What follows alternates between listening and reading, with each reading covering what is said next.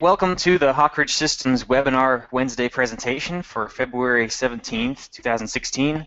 My name is Damon Tordini, and the product manager for plastics and flow simulation here at Hawkridge Systems. And today we're going to presentation on lighting and consumer products in SOLIDWORKS Flow Simulation. Specifically, we're going to be talking about how this tool among our simulation offerings at Hawkridge is really the best fit for being able to quickly and sort of robustly analyze any kind of consumer product up front to make sure it's going to meet all of the requirements it has as a product and to operate properly.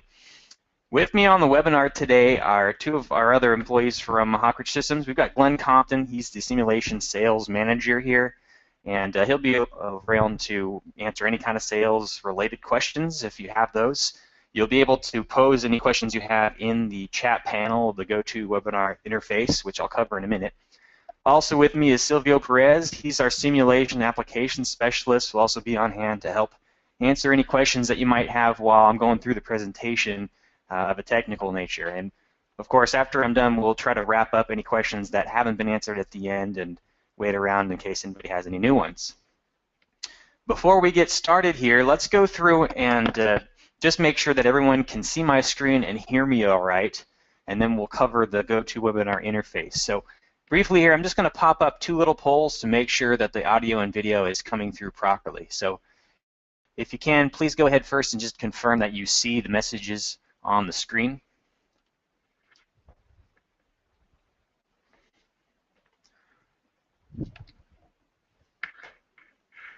Okay, looks like everyone can see properly. Very good. And let's just confirm that the audio is okay. Let me know if you can hear me or if the volume's too low or if there's any other issue.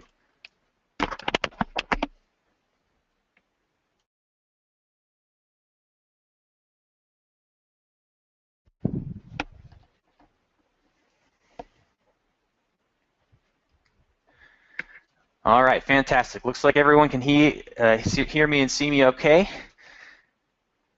So before we get into the content of this presentation, let's just review briefly some of the buttons here in the GoToWebinar interface. In case you're not familiar, this is your first time attending a webinar here for Hawkridge. So you should see this panel on the side of your screen, probably the right side. You'll see that it's got a little arrow near the top left there, which you can use to either expand or collapse the interface. And the main panel you want to pay attention to there is the audio panel. Make sure that you're on the correct setting here, either use telephone, in which case there's going to be a phone number there that you'll need to dial into, and then punch in the meeting ID. And other than that, you can also choose the mic and speakers option. That will use the speakers on your computer here. And also the microphone, although today you guys are all muted just to make sure we don't have too much background noise, so you won't need to worry about a microphone. As far as visibility, hopefully the text is going to be big enough for everyone to see, but you can change the size and scale of your window if necessary. Go ahead and click on the little drop-down arrow in the flyout pane of the GoToWebinar panel. You'll see that you can either set it to window or full screen, and you can zoom to different levels if you need to magnify it in any way. And so then finally, if you have any questions, there is a questions panel in that same interface, which you can type in a question in and enter that in either during the presentation or at the end, and either Glenn or Silvio or myself will be able to respond to you at the end there. Otherwise, of course, we've always got our technical support numbers. If you have general questions or you need help with an existing simulation that you're working on, you can always go to our website at hawkridgesys.com/support. So let's dive in, talk a little more about what SOLIDWORKS Flow Simulation is and why you might have use for it if you're someone designing consumer products, lighting, or other equipment that has thermal issues potentially. So let's look at a little example here. If you look at that image on the right-hand side of the screen, this is kind of interesting here. Those are actually light bulbs in an exhibit, the Chicago Museum of Science and Industry. Those light bulbs are from a trial in 1893 that Thomas Edison actually was part of. It was a lawsuit against some patent infringers that were trying to steal the intellectual property. As you all know, Thomas Edison is a pretty solid businessman, pretty savvy guy. And so those light bulbs, if you notice, probably look pretty familiar to the light bulbs that we use today, except that today you probably have all seen, walking down a hardware store aisle, that the light bulbs are all probably compact fluorescents or even LEDs now. And so the technology has changed, and there's been lots of iterations of light bulbs over the years to improve that technology, reduce power usage and improve the lighting characteristics and things. But if you kind of look at those light bulbs, you'll notice that the overall shape is very similar. In fact, the socket is actually exactly the same as the socket you look at today. So this is true really of not only any kind of lighting product, but really anything that's a mass-produced, off-the-shelf component. The drive is always to improve performance and at the very least, make it the same size or form factor as the existing product, or maybe even make it smaller and more compact than before. And that always creates a variety of challenges, one of them being a thermal challenge, especially in any kind of product that has technology built with some sort of circuit boards or microchip or anything that obviously can generate heat, which most of our consumer products do these days. So if we're trying to figure out if we can make a design that meets all of its performance requirements and has the latest and greatest technology but isn't going to overheat, we need a tool that can tell us if there's going to be an issue with the design we're coming up with and how we might be able to improve it. And so computational fluid dynamics, of course, has been around for a couple decades now, and that's a technology that many programs can use to predict how fluid flow, like for example airflow, is going to behave in a product, and by extension, some of these tools can do heat transfer, just like SOLIDWORKS Flow Simulation can. So what we need is to be able to use CFD to try to virtually prototype some of these things, but in addition to just making sure that, let's say, our final design works, we also really need a tool that can help you make sure that you know which design options are going to work the best and which ones are not going to work so well. So in the SOLIDWORKS family of simulation products, you may be aware that we have some FEA tools, we have some CFD tools, even some injection molding tools as well. And the CFD tool is called SOLIDWORKS Flow Simulation. And so that is going to be the primary method that you'd want to do thermal analysis with in the SOLIDWORKS environment. You might also be aware that we have something called the Simulation Professional package, which is among our FEA tools. And there is a thermal study as part of that package. Some of you may actually have access to that tool already. But as you're going to see in a minute here, there are some reasons why flow simulation is a much better fit for solving these kinds of problems, particularly anything in this consumer product field, than the thermal study. So just to give you an overview, flow simulation specifically is what we call a general purpose CFD tool, meaning that it's not intended for one particular kind of analysis. It can solve a variety of challenges in almost any industry. It's completely integrated into SOLIDWORKS, and we call it a 3D design simulation tool because it allows for what we call concurrent engineering, basically the ability to get real-time feedback about what your designs are doing while you're still in the design process. So it's meant to be used by design engineers like most SOLIDWORKS users are, not just to solve a problem that happened in the past, but to actually get good information going forward about what kind of a design you should be working toward. So it's all about breaking down this barrier between the typical engineer and, in the past, what would have required a CFD specialist. Now, why would you use flow simulation to solve any kind of challenge like this instead of the thermal study in that simulation professional package? Well, the key is that flow simulation, being a CFD tool, can actually not only do the heat transfer part of that simulation, but of course calculate what the airflow is doing. And the reason that's important is that, particularly in consumer products, whether it's lighting or anything else, it's pretty common that you're not going to have fans or any other active cooling. You're probably going to rely on natural convection, the natural airflow patterns, in a room or outside, that are going to pull the heat away from your product. Maybe you'll have heat sinks or other things to help move that heat. But the reason why this is very important is that if you don't have flow simulation, if you only have the thermal study in FEA, for example, you would need to figure out somehow what those air currents look like and basically enter in numbers into the simulation to represent that. Whereas flow simulation calculates it directly. And the reason why that's a challenge, even in cases where you don't have fans or anything, is that typically the airflow patterns, those natural convection currents, are highly dependent on the geometry of your product, the orientation it's in, and a lot of other factors, even the temperatures and the amount of heat being generated. So even though the overall amount of airflow is lower, the amount that it can vary when you're changing your design is actually even greater than if you had fans. So you really need a tool that can tell you how those geometry changes, like, for example, the shape of a heat sink, is going to affect those air currents. And that's the only way to realistically see how your design changes actually will affect the performance of the product.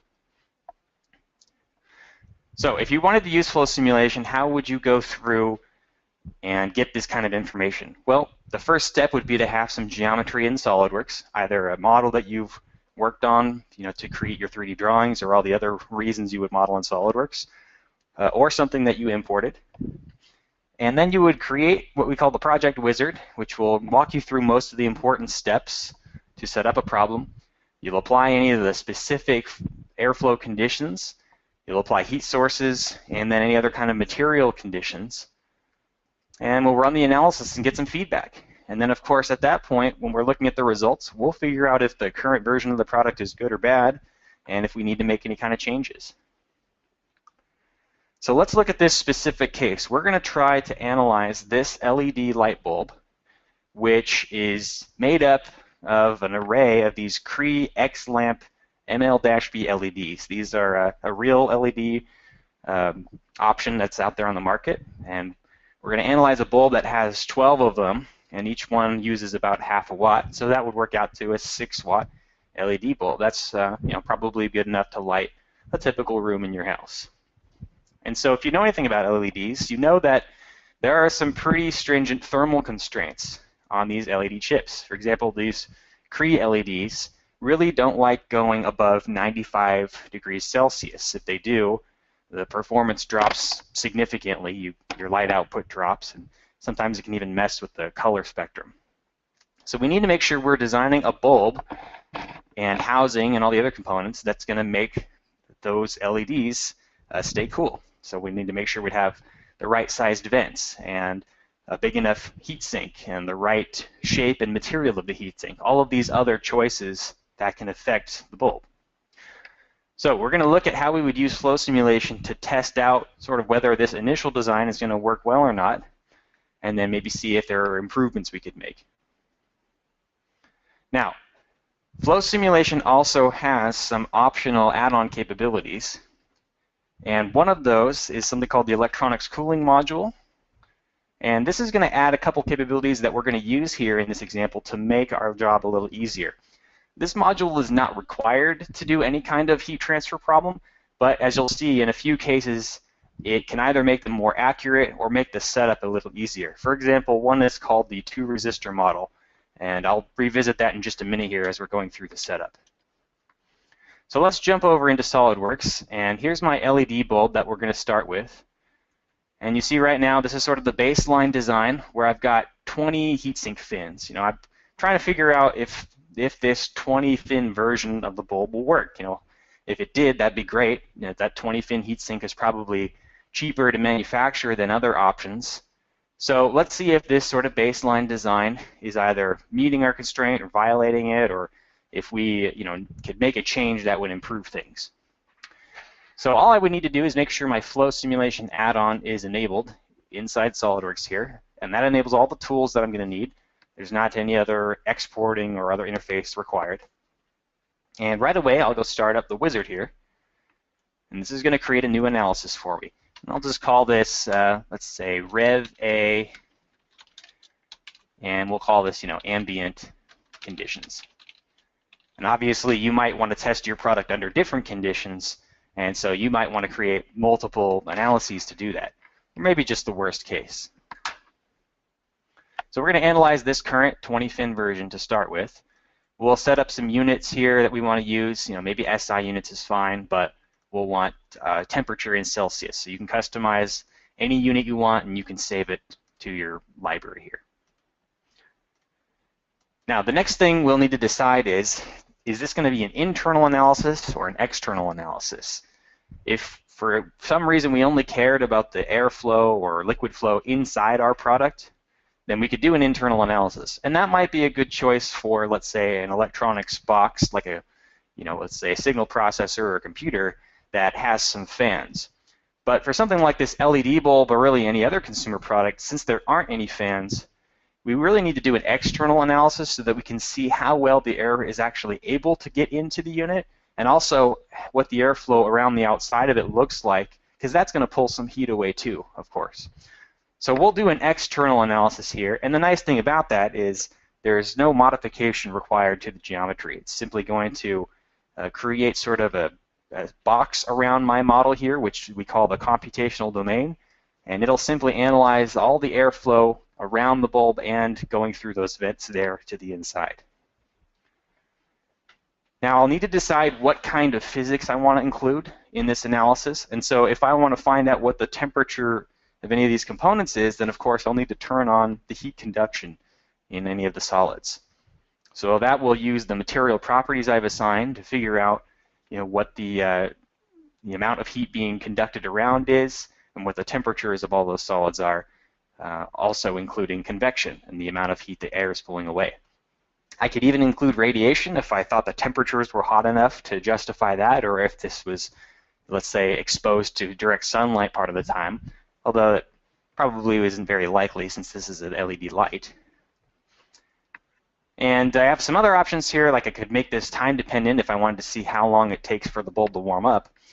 But the other main physical condition I really need is gravity. Of course, any natural convection problem is going to require you to include gravity, because that's what causes warm fluids to rise. Warm air rises because it's less dense than cold air. So we'll turn on gravity. We simply have to double check the orientation of gravity there. Right now we're assuming the bulb is pointing straight up. But of course we could also analyze this bulb in other orientations. For example, sideways. Maybe that's worst case.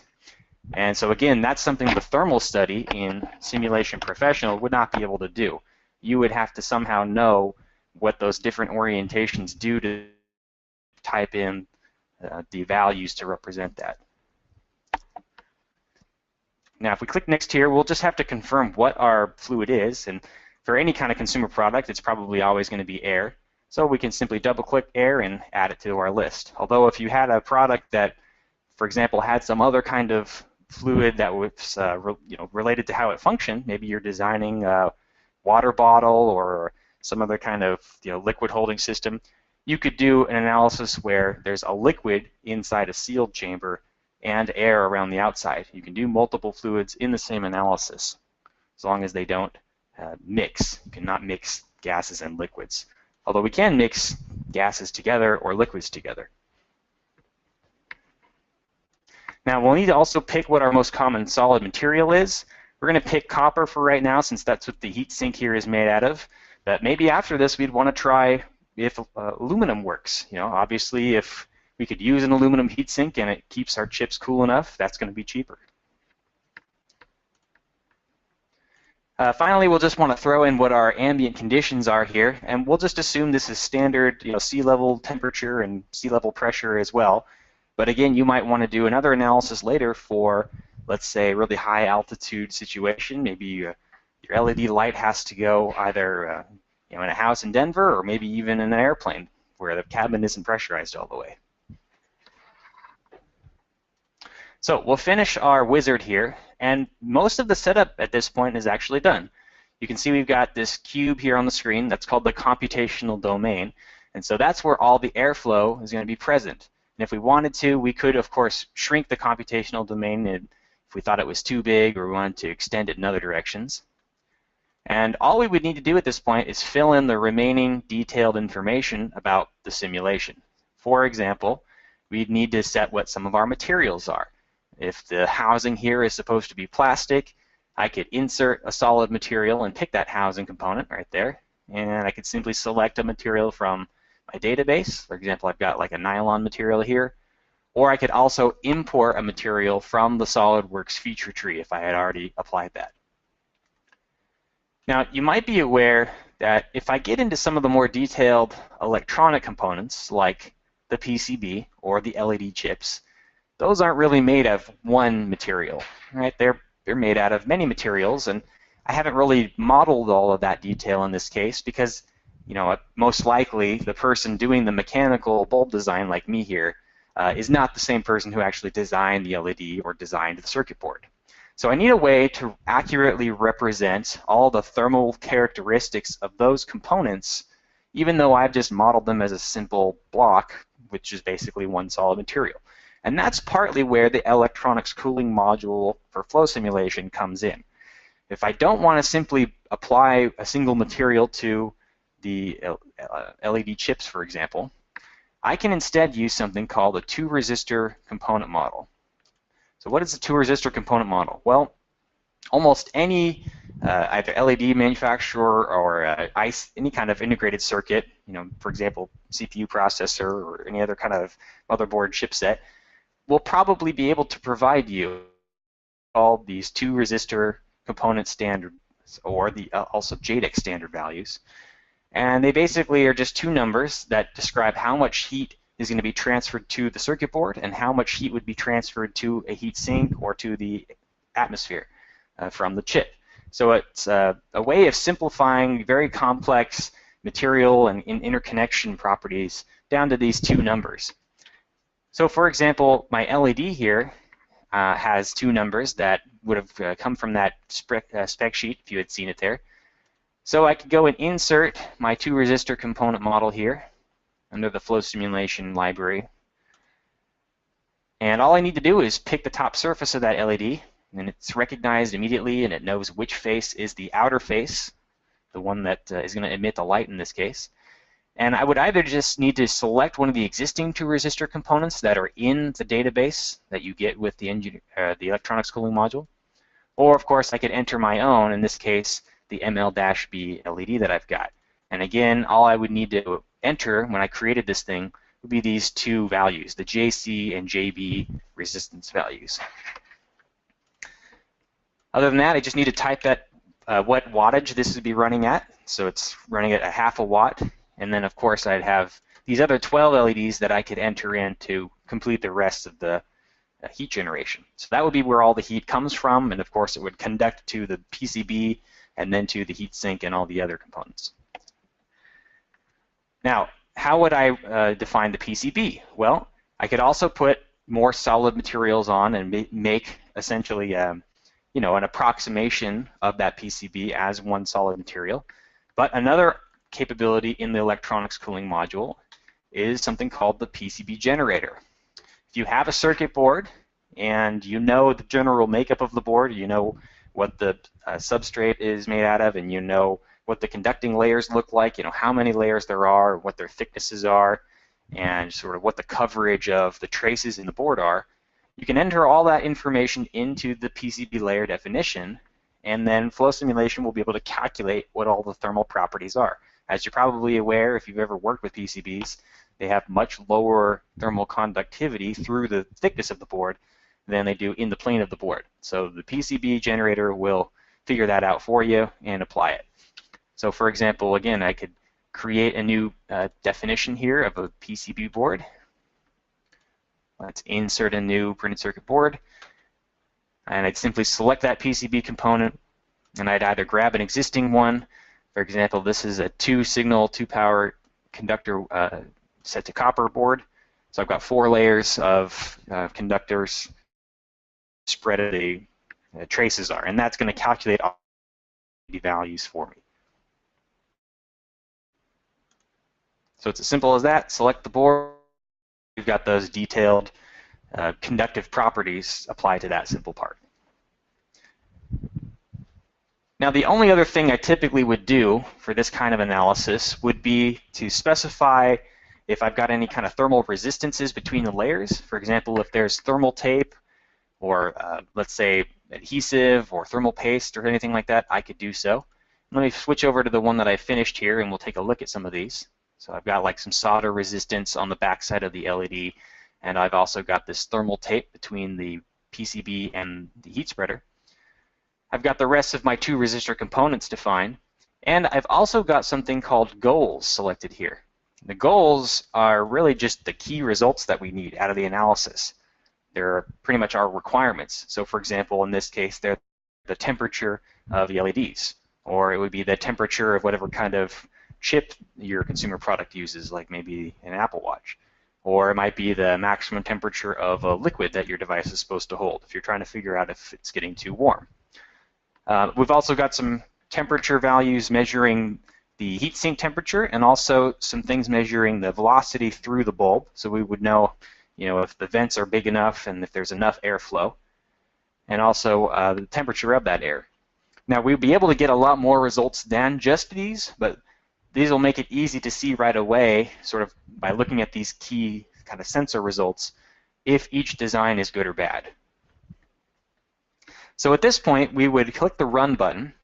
This would mesh our model automatically, and that will, of course, break up the computational domain into a grid and sort of refine itself by splitting up all the different cells to capture the geometry. For example, we would slice up the mesh to more accurately refine the gaps in the housing.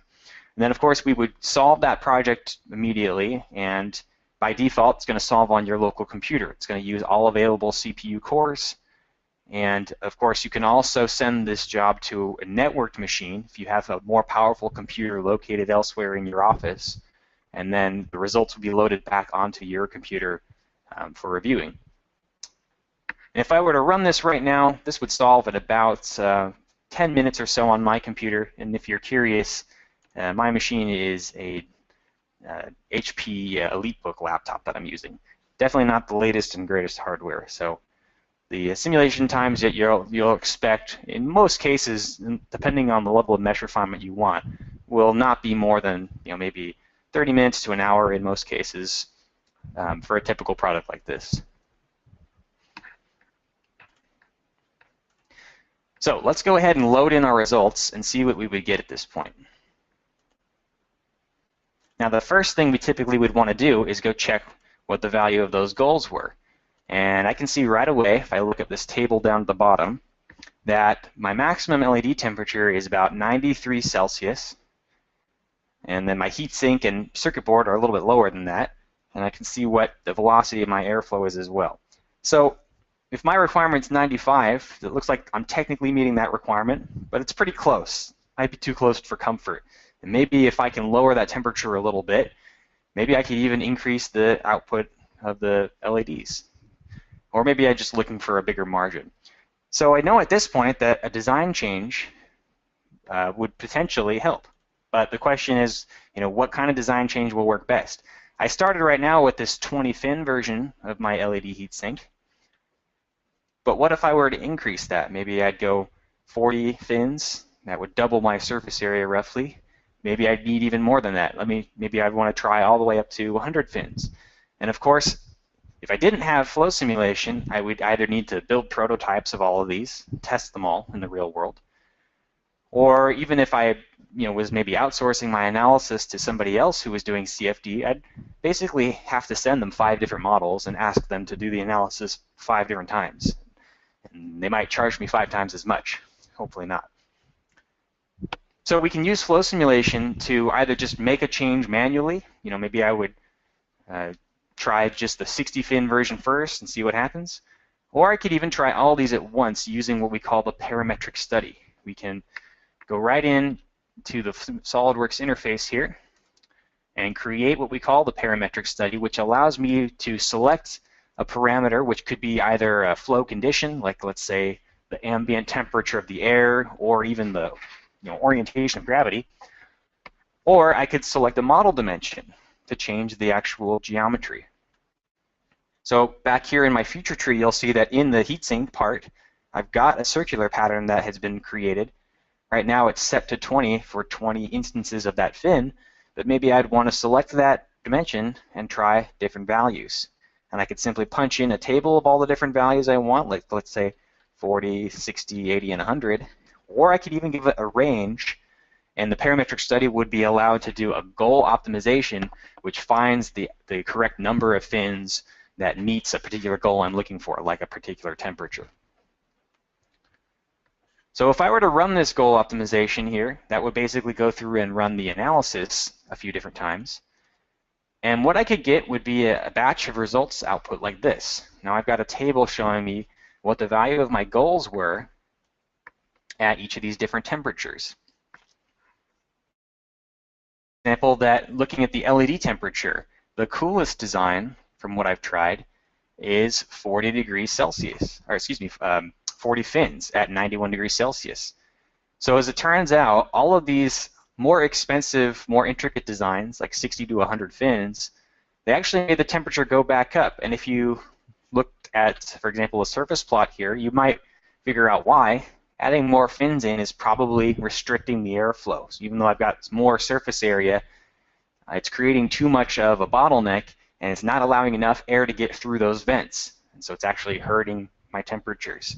And of course, if you were using the thermal study in SOLIDWORKS Simulation Professional to analyze this, it would tell you that the 100 fin version is the coolest, because it wouldn't know that you're restricting the airflow. It doesn't know anything about the airflow properties. Now, at this point, of course, I could dig deeper into all the other visual plots I have and maybe explore other things I might want to change. You know, I could look at, for example, cut plots of the temperatures, including things like streamlines. And for example, I'm seeing here that looks like there's a good amount of airflow through those vents, so I probably don't need to make them any bigger.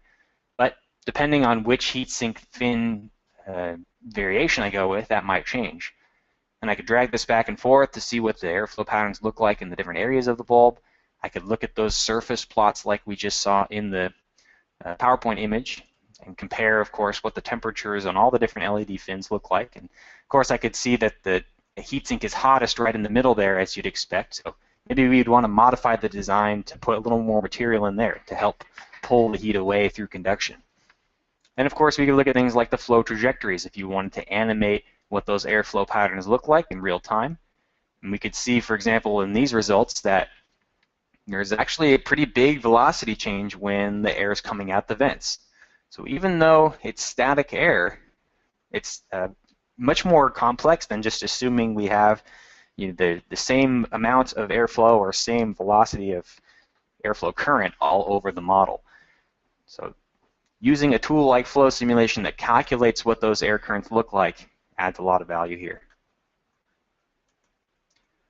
So by analyzing the product and by doing a parametric study, we've been able to confirm that the 40 fin version of our LED bulb was the best. And this is before we've ever made any prototype or asked an analyst to validate anything for us. We know going forward that 40 fins is probably the key. Although I could even try to dig in more detail, and maybe I would try somewhere between 32 and 48 fins and see precisely which number exactly is the best. And then at this point I could try aluminum, or I could try changing the vent shape to see if those things help as well. It's all about exploring all the different options available to you and truly figuring out what kind of trends there are, and of course making the best version of your product as you can. So other things that are in the electronics cooling module that might help in these cases, we also have a capability called joule heating, which if you have any kind of electronic circuit in your product that is going to generate a lot of heat, this is particularly useful for things like heating elements, or if you have like a large trace on your circuit board that conducts a lot of the current.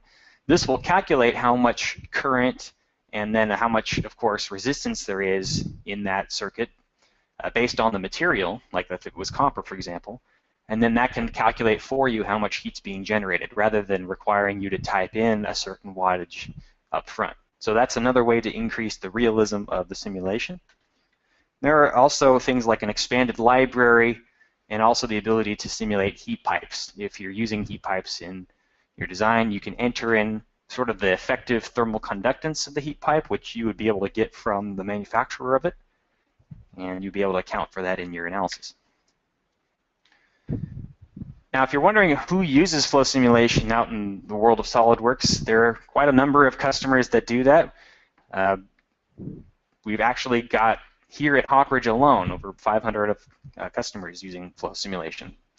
One example would be a company called IOSafe. They manufacture data storage devices, backup devices that basically are supposed to be fireproof and waterproof, and of course they need to make sure that the storage inside doesn't overheat and all those conditions. So they use flow simulation to design that cooling system, make sure that in all different environments, this mass-produced product would have a very low failure rate, and they could, of course, design their warranty plan appropriately and price the product accordingly.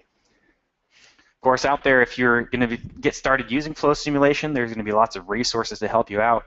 Everything from YouTube and the Hawkridge Systems blog to My SOLIDWORKS, and of course there are educational licenses at universities everywhere. So hopefully at some point, if you have interest in using this kind of tool and you're in that kind of an industry, you'll be able to get some exposure to it, how it works in more detail.